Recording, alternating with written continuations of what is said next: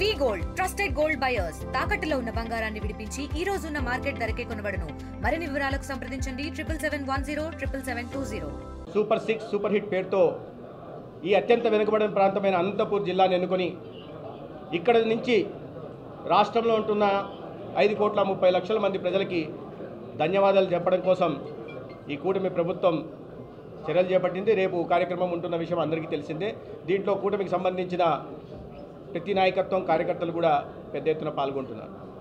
అయితే ఇవన్నీ ఇటువంటి సానుకూల స్పందన ప్రజల్లో ఉంటున్న నేపథ్యంలో ఇప్పటికే అత్యంత దారుణంగా ప్రజల నుంచి తిరస్కరణకు గురై ప్రతిపక్ష హోదాను కూడా కోల్పోయిన వైఎస్ఆర్సీపీ పార్టీ ఆ నాయకత్వం ఇవాళ అసత్య ప్రచారాల ద్వారా ప్రజల్లో అపోహలు సృష్టించి తద్వారా రాజకీయ లబ్ధి పొందాలనే కుట్రలు కుతంత్రాలు చేస్తున్న నేపథ్యంలో మనం చూసాం. ప్రతిపక్ష హోదా ప్రజలు ఇవ్వకపోతే నాకు ఇవ్వాలని బలవంతంగా డిమాండ్ చేయడం ఎక్కడ చూడలేదు. పోనీ గతంలో అదే వ్యక్తి ముఖ్యమంత్రిగా ఉన్నప్పుడు తెలుగుదేశం పార్టీకి ఇంకో 5 సీట్లు తక్కువ ఉంటే ఆ ప్రతిపక్ష హోదా కూడా పోయేదని కామెంట్ చేసిన వ్యక్తి ఇవాళ 11 సీట్లు ఉన్నా కూడా ప్రజలు తిరస్కరించారన్న విషయాన్ని మర్చిపోయి ఆత్మ పరిశీలన చేసుకోకుండా మళ్ళీ ప్రతిపక్ష హోదాని అడగడం, దాని ద్వారా ఆయన ఏదో రాకుండా కుటుంబ ప్రభుత్వం అడ్డుకున్నట్టుగా ప్రజల్లోకి అసత్య ప్రచారం చేస్తుంటే అంటే తందానా అనే వంది మాగదులు కూడా దాన్నే ప్రచారం చేసే ప్రయత్నం చేస్తున్నారు. ప్రజలు వీటిని విశ్వసించే అవకాశం లేదు. యూరియా విషయంలో కూడా పెద్ద ఎత్తున ఇదే రకంగా అసత్య ప్రచారాలు చేస్తున్నారు. కాలేజీలని మెడికల్ కాలేజీని పీపీపీ మోడ్లో తీసుకెళ్లిన దాన్ని కూడా పెద్ద ఎత్తున అసత్య ప్రచారం చేసి అదేదో ప్రైవేటు పరం చేస్తున్నారనే విషయాన్ని చెప్తున్నారు. అసలు 5 ఏళ్ల క్రితం ఈ కాలేజీలు మంజూరైనప్పుడు వాటిని సత్వరంగా సమర్థవంతంగా పూర్తి చేసి ఉంటే ఇవాళ పీపీపీ మోడ్లో వెళ్లాల్సిన అవకాశమే ఉండేది కాదు. ఈ పరిస్థితులు కల్పించింది గత ప్రభుత్వమే. రాష్ట్రంలో ఇటువంటి అరాచకాలు అనైతిక చర్యలు పాల్పడి మళ్ళీ వాళ్ళ కుటుంబ ప్రభుత్వాన్ని తప్పుపట్టే ప్రయత్నం చేస్తున్నారు. మెడికల్ కాలేజీల విషయంలో మొత్తం 8,450 కోట్లు ఖర్చు పెట్టాల్సి వస్తే వాళ్ళు ఖర్చు పెట్టింది 1,451 కోట్లు మాత్రమే. దాంట్లో కూడా దాదాపు 700 కోట్లు ఈ ప్రభుత్వం మీద బకాయిలు పెడితే అది కూడా కూటమి ప్రభుత్వం వచ్చిన తర్వాత కాంట్రాక్టర్లకు చెల్లించడం జరిగింది. అంటే 5 సంవత్సరాల పాటు మీరు ఏమీ చేయకుండా కాలేజీల నిర్మాణం పూర్తి చేయడానికి చిత్తశుద్ధి లేకుండా నిద్రపోయి ఇవాళ కూటమి ప్రభుత్వం వచ్చిన 1 సంవత్సరం లోపలే చేయట్లేదు అంటున్నారు. మరి 5 సంవత్సరాలు మీరు ఏం చేశారో సమాధానం చెప్పాల్సిన అవసరం ఉంది.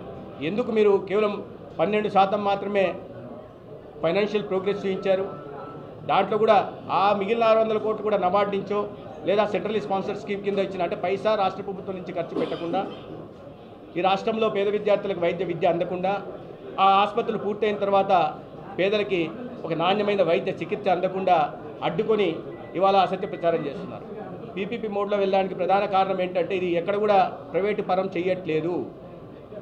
దీన్ని ఒక చారిటబుల్ ట్రస్టులు ఏర్పాటు చేసి తద్వారా ప్రైవేటు రంగాన్ని కూడా దీంట్లో ప్రోత్సహించి ఆ కాలేజీల నిర్మాణంని ఫైనాన్స్, బిల్డ్, ఆపరేట్, ట్రాన్స్ఫర్ పేరుతో నిర్మాణం అయిన తర్వాత కావాల్సిన ఫ్యాకల్టీని కూడా తీసుకొచ్చి ఒక నాణ్యమైన వైద్య విద్యను విద్యార్థులకు అందించడం. అదేవిధంగా 70% ఆసుపత్రుల్లో ఓపీ సేవలకి ఎన్టీఆర్ వైద్య సేవ కింద ఆరోగ్యశ్రీ అంటారు వాటి కింద సేవలు అందించడానికి అంటే విద్యార్థులకు సంబంధించి ఎటువంటి ఇబ్బంది ఉండట్లేదు. అదేవిధంగా పేదలకి సంబంధించి వైద్య చికిత్సకు సంబంధించి ఆరోగ్యశ్రీ కింద ఎటువంటి ఇబ్బంది ఉండట్లేదు. దాన్ని నాణ్యమైన ఇది ఇవాళ ఆర్థిక పరిమితుల దృష్ట్యా ఒక మంచి నాణ్యత కలిగిన కళాశాలను నిర్మించడం, హాస్పిటల్ నిర్మించడం, కళాశాల నిర్మించడం, తదనుగుణంగా హాస్టల్ నిర్మించడం, భవిష్యత్తులో నర్సింగ్ కాలేజీలు కానీ పారామెడికల్ కాలేజీలు కూడా నిర్మించే దిశగా ఈ ప్రయత్నం చేస్తున్నాం. యాజమాన్య హక్కులు పూర్తిగా రాష్ట్ర ప్రభుత్వం మీ దగ్గరే ఉంటాయి. ఈ లీజ్ పీరియడ్ అయిపోయిన తర్వాత ఈ ప్రాపర్టీ ఏది ఉందో ఈ ఆస్తులు ఏమున్నాయో మళ్ళీ ప్రభుత్వంకే వస్తాయి. కాబట్టి దీంట్లో వాళ్ళు చేస్తున్న అసత్య ప్రభుత్వం నచ్చిన వాళ్ళకి ఇస్తున్నారు అంటున్నారు. చాలా టెండర్ ప్రక్రియ చాలా పారదర్శకంగా ఉంటుంది. ఎవరైతే వీళ్ళు మాట్లాడుతున్నారో ఆ మాట నేను వాళ్ళకు కూడా చెప్తున్నాను. మీరు కూడా వచ్చి మీకు ఉత్సాహం ఉంటే నిజంగా మీరు ఎప్పుడు అభివృద్ధి గురించి ఏనాడు ఆలోచించలేదు, సంక్షేమం గురించి ఏనాడు ఆలోచించలేదు. ఇప్పుడన్నా ఆత్మ పరిశీలన చేసి కళ్ళు తెరుచుకొని మీకు అవకాశం ఉంటే మీరు కూడా టెండర్లో పార్టిసిపేట్ చేయండి. చాలా పారదర్శకంగా చేస్తున్నాం. దానికి నియమ నిబంధనలు ఉన్నాయి, టెండర్ కండిషన్స్ ఉన్నాయి. దాని ప్రకారం ఎవరు ఎలవన్లు వస్తారో ఎవరు సమర్థవంతంగా నిర్వహించగలరో గుర్తించి వారికి ఆ టెండర్ ప్రకారం రేపు కాంట్రాక్ట్ ఇవ్వడం జరుగుతుంది.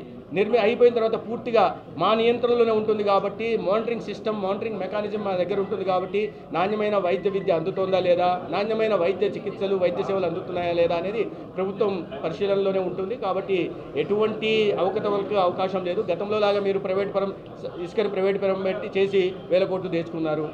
ఈ సొంత డిస్టిలరీలు పెట్టి మద్యంలో 1000 కోట్లు, లక్షల కోట్లు దోచుకోవడమే కాకుండా ప్రజల ఆరోగ్యంతో కూడా ఆటలాడుకొని వాళ్ళ లక్షల మంది మంచానికి పరిమితమై, కొంతమంది 1000 మంది ప్రాణాలు పోవడానికి, లక్షల మంది మంచానికి పరిమితం అవ్వడానికి కారణమయ్యారు. కాబట్టి ప్రజల పట్ల, ప్రజల ఆరోగ్యం పట్ల, ప్రజల సంక్షేమం పట్ల ఏమాత్రం చిత్తశుద్ధి లేని ఈ వైఎస్ఆర్సీపీ నాయకత్వం ఇవాళ ఇటువంటి మాట్లాడుతుంటే ప్రజలు నమ్మే పరిస్థితిలో లేదు.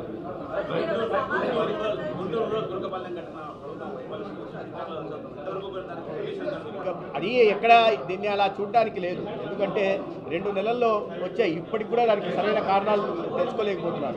అది ఒక ప్రత్యేక పరిస్థితి, అందుకే దాని హెల్త్ ఎమర్జెన్సీ అన్నారు. ప్రత్యేక పరిస్థితి. ఇప్పుడు కోవిడ్ వచ్చింది, ప్రపంచం ఇది వైఫల్యమా అంటే లేదు, కింద స్థాయిలో వైఫల్యం. ఎందుకంటే ఇటువంటి జరిగినప్పుడు అలర్ట్ చేయాల్సిన అవసరం ఉంది. ఎందుకంటే ఒక్కసారిగా అబ్నార్మల్, మామూలుగా నెలలో 2 నుంచి 3 ప్రాణాలు పోవడం అనేది, ఎందుకంటే అక్కడ ప్రతి 1000 మందికి 9 మంది గుంటూరు జిల్లాలో చనిపోతున్న ఇది ఉంది. దేశవ్యాప్తంగా 7 మంది ఉంటే ఆంధ్రప్రదేశ్లో 8 ఉంది, గుంటూరులో 9 ఉంది. అయితే ఇట్లాంటి వచ్చినప్పుడు అలర్ట్ చేయడం వైఫల్యం. దానికంటే విచారణ ఒక హై లెవెల్ ఎంక్వైరీ కమిటీని కూడా చేశాం. అది రిపోర్ట్ వచ్చిన తర్వాత కింద స్థాయిలో కానీ లేదా పై స్థాయిలో కూడా అలర్ట్ చేయకపోవడానికి కారణాలు ఏంటి వాటిని విశ్లేషించి ఖచ్చితంగా ఏమండి, కేతిరెడ్డి మీద చాలా కుంభకోణాలు ఉన్నాయి, కబ్జాల కుంభకోణం ఉంది, అవన్నీ కూడా బయటకు వస్తాయి. మీకు ప్రధానంగా మీరందరికీ గుర్తుందో లేదో, కేతిరెడ్డికి ఇటువంటి మద్యం దీంతో సంబంధం ఉందనే విషయాన్ని మాకు ముందు నుంచే తెలుసు. అనేక లెక్కల ఎలక్షన్ సందర్భంగా మీకు ఎక్కడ కూడా అప్పట్లో ముఖ్యమంత్రిగా ఉంటున్న జగన్మోహన్ రెడ్డి గారు ఎన్నికల ప్రచార కార్యక్రమాల్లో వెళ్ళి ఎక్కువ సమయం గడిపిన దాఖలాలు లేవు. మీకు 1 గంట సమావేశం చేయడం, వెళ్ళిపోవడం. కానీ ప్రత్యేకంగా ధర్మవరంలో మాత్రమే, పులివెందుల్లో కూడా ఏనాడు ఆయన 1.5 రోజు బస చేయలేదు. ధర్మవరంలో మాత్రమే 1.5 రోజు బస చేసి ఆ బస్సులలో వచ్చి ఎక్కడికి ఏం తరలించారు కూడా బయటికి తేలాల్సింది. 1.5 రోజు ధర్మవరంలో ఎందుకున్నారు? రాయలసీమకి ఈ మద్యం డబ్బుల్ని ఎవరి ద్వారా వెళ్ళింది? తిరుపతి ప్రాంతం నుంచి చెవిరెడ్డి గారి ద్వారా వెళ్ళిందా, లేదా ఈ ప్రాంతం నుంచి, అనంతపురం జిల్లా నుంచి ఈ ప్రాంతం వాళ్ళకి కేతిరెడ్డి ద్వారా వెళ్ళిందా అనే విషయాలు కూడా బయటికి రావాల్సింది. ఖచ్చితంగా మాకు అనుమానాలు ఉన్నాయి. ఆనాడే అనుమానం వచ్చింది. ఎందుకు జగన్మోహన్ రెడ్డి గారు ధర్మవరంలో 1.5 రోజు సతీ సమేతంగా వచ్చి ఎందుకున్నారు, ఏ లెక్కలు వేశారు, ఎక్కడి నుంచి ఎక్కడికి సరఫరా అయింది, ఏ లెక్కలు చూసుకోవడానికి అక్కడ కూర్చున్నారు అనే విషయాలు కూడా బయటికి రావాల్సింది. ఖచ్చితంగా వీళ్ళందరూ ఒకే తాను ముక్కలు, అందరూ ఒకే జాతి పక్షులు, మొత్తం అవినీతిలో మెడలోతు గొంతులోతు కూరుకుపోయిన వాళ్ళు.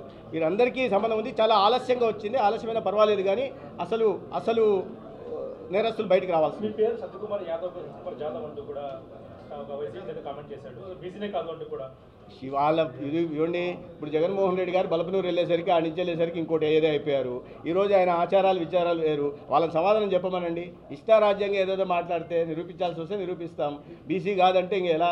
బీసీ కాదంటే నేను నిరూపించుకోవాల్సిన అవసరం నాకు లేదు, నేనేం రిజర్వేషన్ మీద పోటీ చేయలేదు. ఆ రకంగా మాటలు. అందుకే గతంలో ఎన్నికల్లో ఇదే ప్రచారం చేశాడు. చేసిన తర్వాత చావుదప్పి పోయాడు. కాబట్టి నిరూపించుకోవాల్సిన అవసరం నాకు లేదు ఇట్లాంటి విషయాల్లో. ముందు దాన్ని చెప్పమనండి, చెప్తే ఖచ్చితంగా మాట్లాడతాను.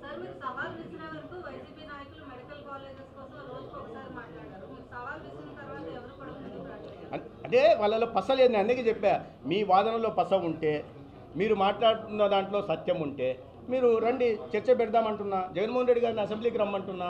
మీరే ముఖ్యమంత్రిగా చేశారు, మీరు చాలా ఆర్భాటంగా ప్రకటనలు చేసుకుంటుంటారు, అది చేశానని రండి, తెలుస్తుంది, ప్రజలంతా గమనిస్తారు కదా. నేను అందుకే బొత్స గారిని కూడా అడిగా. ఆయన కూడా మొన్న ఏదో మాట్లాడారు, ఏదో మాట్లాడారు. ఆయన కూడా నేను అడిగా, మీరు రండి, మీరు మీ ప్రాంతంలో, ఉత్తరాంధ్ర ప్రాంతంలో నర్సీపట్నం కాలేజు, మీరు ఏదో ఇన్ని చెప్తున్నారు, 5 సంవత్సరాల్లో 2% మాత్రమే ఫైనాన్షియల్ ప్రోగ్రెస్ ఉంది. దానికి మీరు ఏం సమాధానం చెప్తారు? నేను మిగతా ప్రాంతాల గురించి బొత్స గారికి బహుశా అవగాహన లేదేమో, నేను మాట్లాడదలుచుకోలే. కానీ ఉత్తరాంధ్రలో ఉన్నారుగా, పెద్ద నాయకుడు మీరే కదా, ఉత్తరాంధ్రను శాసించింది మీరే కదా. ఎక్కడ ఏ భూములు ఉన్నాయో, ప్రభుత్వ భూములు, ప్రైవేట్ భూములు లేదా వివాద భూములు ఎక్కడున్నాయో గుర్తించి వాటిని కబ్జాలు చేసుకున్నారు కదా. మరి మెడికల్ కాలేజ్ మీద ఎందుకు దృష్టి పెట్టలేదు మీరు? ఎందుకు నర్సీపట్నం 2% మాత్రమే ఫిజికల్ ప్రోగ్రెస్? 5 సంవత్సరాలు మీరు పార్వతీపురంలో గిరిజన ప్రాంతంలో గిరిజన విద్యను అభ్యసించడానికి గిరిజన వాళ్ళకి అవకాశం కలుగుతుంది స్థానికంగా. దాని మీద టెండర్లు కూడా ఎందుకు పిలవలేకపోయారు? ఇది మీ అసమర్థత కాదా? కాబట్టి వాళ్ళ దగ్గర పస లేని కారణంగా మాట్లాడడానికి రావట్లేదు. నేనేం దాచుకోవడం, బహిరంగంగా ఎక్కడైనా మాట్లాడదామంటున్నా. లేదా సాక్షి వాళ్ళ ఇది ఉంది కదా ఛానల్, దానిలో పెట్టమనండి, దాని మీదే మాట్లాడదాం. నేను ఇప్పుడే చెప్పాను సార్, ప్రైవేటీకరణ కాదు. పీపీపీ మోడ్ అంటే ప్రైవేటీకరణ కాదు. ఇప్పుడు హైదరాబాద్ ఎయిర్పోర్ట్ సార్ పీపీపీ మోడ్లో అయింది, అయిపోయిన తర్వాత ప్రభుత్వమే ఉంటుంది. పీపీపీ సమయంలో ఇంత వాళ్ళే ఫండింగ్ చేయాలా, వాళ్ళే బిల్డ్ చేయాలా, వాళ్ళే ఆపరేట్ చేయాలా. ఈ లీజ్ పీరియడ్ అయిపోయిన తర్వాత ట్రాన్స్ఫర్ వస్తుంది, మొత్తం యాజమాన్య హక్కులు ప్రభుత్వానికి వస్తాయి. సో సంపదని ఏదైనా కృష్ణపట్నం పోర్ట్ అయినా ఏదైనా మీరు పీపీపీ మోడ్లో చేస్తున్నవి అవి పీపీపీ మోడ్కి వాళ్ళు అర్థం చేసుకోవాలి. మేము ఒకరోజు ఈ మండలిలో చర్చ జరిగినప్పుడు అదే పనిగా పబ్లిక్ ప్రైవేట్ పార్ట్నర్షిప్ అని మాట్లాడారు బొత్స గారు. అది తెలుసుకొని మాట్లాడాలి కదా. ప్రైవేట్ పరం ఎలా అవుతుంది? యాజమాన్య మనం ఒక ఇల్లు రెంట్కి ఇస్తాం సార్, ఎవరికన్నా ఇల్లు రెంట్కి ఇస్తాం. ఇల్లు రెంట్కి ఇచ్చింటే బాడుకున్న వాడికి బాడికి ఇచ్చేసినట్టేనా? ఉచితంగా ఇచ్చినట్ట కాదు. ఉచితంగా ఇచ్చినట్టు కాదు. ఆ లీజ్ పీరియడ్ వరకు మాత్రమే రెంట్ కట్టేసి ఆ ఇంట్లో ఉంటాడు. అయిపోయిన తర్వాత ఆస్తి ఎవరైతే యాజమాన్యం ఉన్నారో అదే వాళ్ళ దగ్గర ఉంటుంది. మెడికల్ కాలేజీల యాజమాన్యం కూడా ప్రభుత్వం దగ్గరే ఉంటుంది. తెలుగులో న్యూస్ కి ఫాస్టెస్ట్ యాప్ ఇప్పుడు టోటలీ న్యూ అవతార్లో జస్ట్ 5 seconds లో కంప్లీట్ న్యూస్. సోషల్ మీడియాలో ట్రెండ్స్ కి one stop solution. Live TV app voice search option తో ఇప్పుడే డౌన్లోడ్ చేయండి లేదా అప్డేట్ అయిపోండి. యాప్ లింక్ డిస్క్రిప్షన్ లో ఉంది.